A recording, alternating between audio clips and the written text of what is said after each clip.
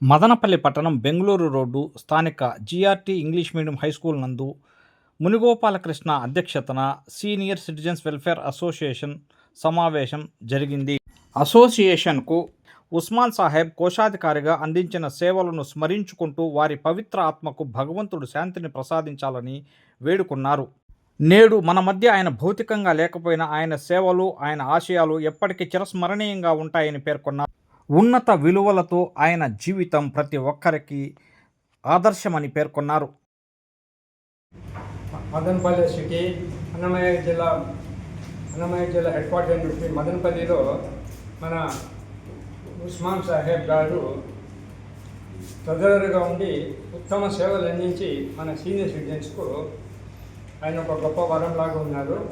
వాళ్ళ అబ్బాయి అస్లాం గారు డిప్యూటీ తహసీల్దార్ గారు ఈరోజు ఇచ్చేశారు. వాళ్ళ ఆయన గురించి, వాళ్ళ ఆయన చేసినటువంటి కార్యక్రమాల గురించి చాలా గొప్పగా చెప్పారు.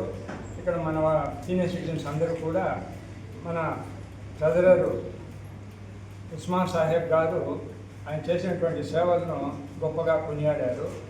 ఆయన ఆత్మ శాంతించాలని, అల్లా దగ్గర ఆయనకు ఉన్నతమైనటువంటి స్థానము అర్పించాలని కోరుకుంటున్నాము.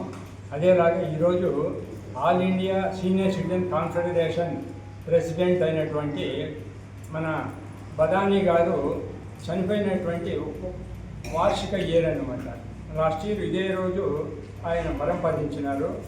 ఆయన కూడా దేశ చరిత్రలో చాలా చిరస్థాయిగా ఉండేటువంటి వ్యక్తి.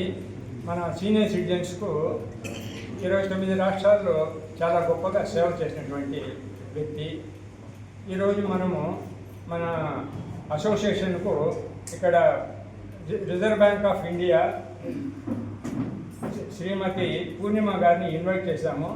రిజర్వ్ బ్యాంక్ ఆఫ్ ఇండియాలో ఈవిడ కౌన్సిలర్గా ఉన్నారు. మన సీనియర్ సిటిజన్స్కి సంబంధించినటువంటి కొన్ని ముఖ్యమైనటువంటి విషయాల గురించి తెలిపేదానికి ఇక్కడికి వచ్చారు. ఈ కార్యక్రమంలో ఇక్కడ విచ్చేసినటువంటి పెద్దలు మన ఈ భారతీయుడు అంటారే కాలువపల్లి కృష్ణమూర్తి గారు కూడా ఇచ్చేశారు ఇక్కడికి. ఆయన మన ఆంధ్ర భారతీయుడు. ఆయన కట్టు, ఆయన ఇవన్నీ ఎలాగ ఉంటుందంటే భారతీయ సంస్కృతిని ఉట్టిపడేలా చేస్తుంది. ఇక్కడ ఇచ్చేసినటువంటి పెద్దలందరికీ కూడా నా యొక్క ధన్యవాదాలు. మన ఉస్మాన్ సార్ ఆత్మ శాంతించాలనేసి ఈరోజు ఈ కార్యక్రమం చేపట్టాము. ఈ కార్యక్రమం అయిపోయిన తర్వాత మన రిజర్వ్ బ్యాంక్ ఆఫ్ ఇండియా శ్రీమతి పూర్ణిమ గారు విషయాలు చెప్తారు. ప్రస్తుతానికి 2 మాటలు మాట్లాడవలసింది కోరుతున్నాను. 1987లో రెడ్డీకరణం తొలగించిన తర్వాత మొట్టమొదటిసారిగా జిల్లా కలెక్టర్ వారి ఆధ్వర్యంలో విలేజ్ అడ్మినిస్ట్రేటివ్ ఆఫీసర్గా ఉద్యోగ జీవితం ఆరంభించి నిజాయితీ నిబద్ధతతో ఉద్యోగ నిర్వహణ చేసి 2011 జూన్ 30న రిటైర్ అవ్వడం జరిగింది. మా నాన్నగారి ఉద్యోగ జీవితమే నాకు ఆదర్శం. ఆ తర్వాత మా నాన్నగారి గడిపిన జీవన విధానమే నాకు ఒక ఆశీర్వాదం. ప్రతి విషయంలో నన్ను, మా పిల్లల్ని, మా భార్య పిల్లల్ని వాళ్ళ ఇంట్లో ఒక సౌరభ వాతావరణం సృష్టించడంలో మా నాన్నగారికి నేను నా జీవితాంతం రుణపడి ఉంటాను. చాలా నిగడి మనిషి. నేను ఎంతో ఆప్యాయంగా మాట్లాడించేవాడు. తర్వాత ఏమిటి మన మీటింగ్లో చాలా బాగుంటుందా ఈ విధంగా నిధులు మాపద్దామో కూడా నాకు అనుమానం అయిపోయింది. ఫోటోలు చాలా మంచి వ్యక్తి. ఇది కాకుండా ఇప్పుడు ఒక విషయం మీకు చెప్పాలి. నేను ఒక కొడుకు తన తండ్రిని గురించి ఇంత ఉన్నతంగా ఆయన ఆశయాలు కానీ ప్రతి ఒక్కటి చెప్పడం అనేది నిజంగా చాలా హర్షించదగ్గ విషయం. మామూలుగా మీరు చూస్తూ అంటారు తండ్రి కొడుకులు అవినావ సంబంధం ఉంటుంది అని చెప్పేసి. పెద్దగా తండ్రుల్లో ఆప్యాయంగా చూసేది కానీ లేకపోతే వాటి డిఫరెంట్ ఇదైనా కానీ ఈ కాలంలో ఈ జనరేషన్లో చాలా తక్కువ, ఏదో 10% ఉన్నారు. అట్లాంటి తన కెరీర్ మొత్తం తన తండ్రి ఎంప్లాయ్తో ఉండి ఆయన నడిపించి ఒక సాఫ్ట్వేర్ ఇంజనీర్గా ఉండే ఒక వ్యక్తి. ఈరోజు సాఫ్ట్వేర్ అంటే లక్షల్లో జీతాలు.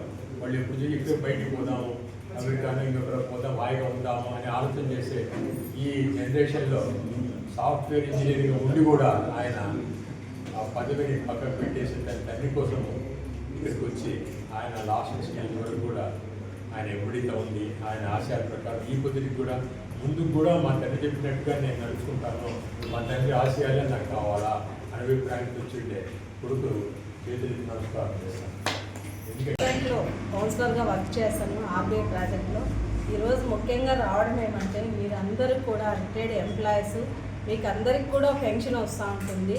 అయితే సైబర్లో ఎక్కువగా మోసపోతున్నది ఎవరంటే రిటైర్డ్ ఎంప్లాయీసే ఎక్కువగా మోసపోతున్నారు. ఎందుకంటే 60 దాటిన తర్వాత బీపీ షుగర్ రెండూ ఉంటాయి.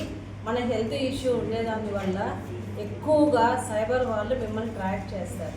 ఎందుకంటే ఇప్పుడు నేను వచ్చినాను మీ దగ్గరికి, నా పేరు చెప్తారు మీకు పూర్ణిమ అనేసి, అంటే మీరు ఆ రోజు పలానా అమ్మాయి వచ్చింది కదా కరెక్టే కదా అని అంటే మీకు 1వ తారీఖే వస్తుంది. ఎందుకంటే ఆ రోజు పెన్షన్ పడి ఉంటుంది కాబట్టి మీరు నిజమేనేమో అమ్మాయినేమో చేసిందని చెప్పి టకటకా అని ఓటీపీలు చెప్పేయడం ద్వారా ఎక్కువగా నిన్న కూడా మన మదనపల్లిలోనే 92 లక్షల రూపాయలు ట్రాన్స్ఫర్ చేసుకున్నారు. ఏ విధంగా సేమ్ నేను ఏ విధంగా అయితే చెప్తున్నానో నా పేరు చెప్పను, ఈ విధంగా కూడా మిమ్మల్ని అందరికీ కూడా మోసం చేయడానికి. కాబట్టి మీరందరూ కూడా శాలరీ అకౌంటు పెన్షన్ అకౌంట్కి ఎవ్వరు కూడా ఫోన్పే గూగుల్ పే పెట్టుకోవద్దండి. ఎవ్వరు కూడా ఫోన్పే గూగుల్ పే రెండూ పెట్టుకోవద్దండి. ఎప్పుడు కూడా గుర్తుపెట్టుకోండి, 2 అకౌంట్లు పెట్టుకోండి. పెన్షన్ అకౌంట్ బ్యాంకుకే పోయి డ్రా చేసుకోండి. మీరు అందరూ కూడా అక్కడ కూడా ఎవరి దగ్గరికంటే వాళ్ళ దగ్గరికి మీ పాస్బుక్ ఇవ్వద్దండి, విత్డ్రాల్ రాసి మనద్దండి, డబ్బులు ట్రాన్స్ఫర్ చేయమని చెప్పద్దండి. ఎందుకంటే ఏజ్ పడేదాని వల్ల కంటి చూపు మనకు కొంచెం తగ్గుతుంది. కాబట్టి అకౌంట్ నెంబర్ నాదైనా రాసుకోవచ్చు, కానీ మీరు ఏమంటారు నాకు హెల్ప్ చేస్తున్నారు కదా కరెక్ట్గానే రాసింటారు అనేసి మీరు ఏమారచ్చు. డబ్బులు ట్రాన్స్ఫర్ అయిపోయినాక మీరు కూడా ఏమీ చేయలేదు. కాబట్టి బ్యాంకుకి వెళ్ళినప్పుడు మీ చలానా మీరే రాసుకునేట్టుగా చూడండి. లేదు అంటే నా లాంటి వాళ్ళు మీకు సహాయపడతారు. మేము ఉన్నదే మీలాంటి వాళ్ళకి సహాయం చేయడానికి. నా నెంబర్ కావాలంటే సార్కి ఇస్తాను, గ్రూప్లో సెండ్ చేయమంటాను. మీకు ఏదైనా బ్యాంక్లో ప్రాబ్లమ్స్ వచ్చినప్పుడు నాకు ఒకసారి కాల్ చేయండి, నేనే వస్తాను. దాంతోపాటు 70 ఇయర్స్ అబోవ్ ఉండే వాళ్ళు ఎవరు కూడా బ్యాంకుకు కూడా పోవాల్సిన పని లేదు.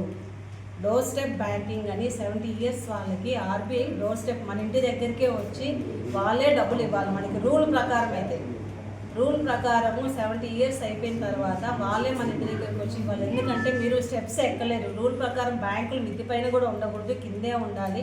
కానీ చాలా వరకు మిద్ది పైన ఉండే కాబట్టి మీరు బ్యాంక్లోకి వెళ్ళి డోర్ స్టెప్ బ్యాంకింగ్ తీసుకోండి. 70 ఇయర్స్ అయిపోయిన వాళ్ళందరూ కూడా ఎవరు కూడా వెళ్ళొద్దండి.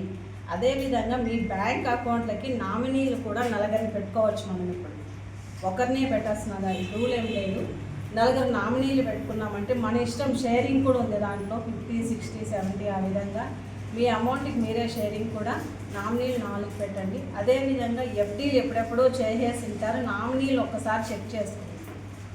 ఎఫ్డీలు ఎప్పుడో మీరు రిటైర్డ్ అయినప్పుడు ఎఫ్డీ చేసి ఉంటారు, అప్పుడున్న వాళ్ళు వేరే ఉంటారు, ఇప్పుడు వాళ్ళు ఉండొచ్చు ఉండకపోవచ్చు నామినీలు. ఆ నామినీలు కూడా ఒకసారి చెక్ చేసుకొని మార్చుకోండి సార్. మెయిన్ ఈ విషయాలు చెప్పడానికి నేను ఈరోజు రావడం జరిగింది.